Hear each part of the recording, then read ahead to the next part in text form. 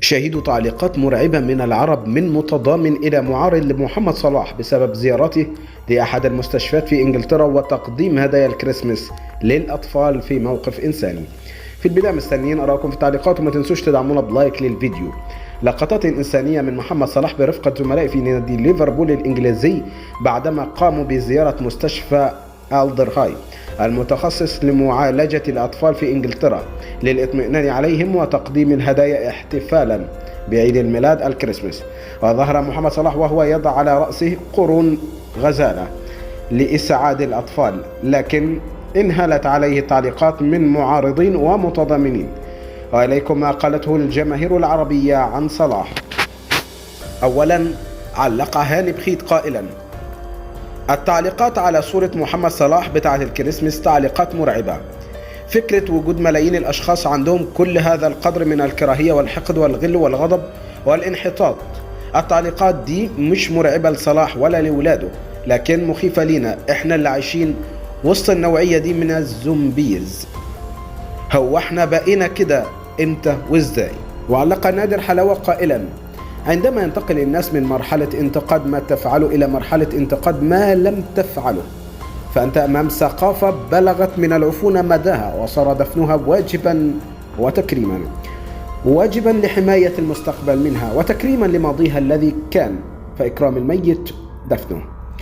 ودافع أحمد حجازي عن صلاح قائلا: المصري الجميل العاقل المركز في شغله ومستقبله يستاهل أكتر من كده بكتير، بالعقل والعاطفة من نجاح إلى نجاح، ودايما تفضل ابن مصر الناجح العالمي.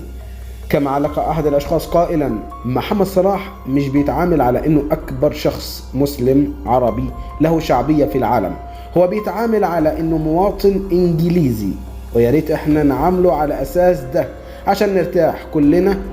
الصلة إلى اللي بينا اتقطعت خلاص، فمالوش لازمة نحرق على الفاضي.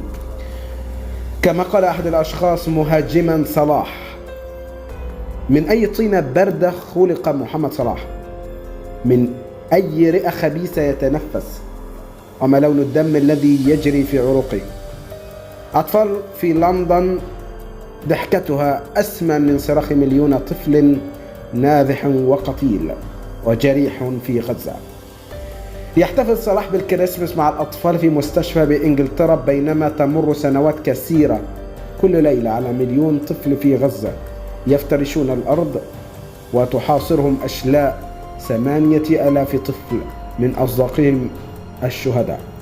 فليحتفل لا بأس، وليرتدي قرني غزال فوق رأسه، وليضع ما شاء من قرون في أي مكان شاء من جسمه، ولكن ليتذكر أن عيون 8,000 جثة تراقبه وتطارده.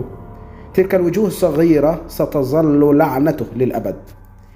بالتأكيد نحن في انتظار آرائكم في التعليقات، ولا تنسوا لايك للفيديو.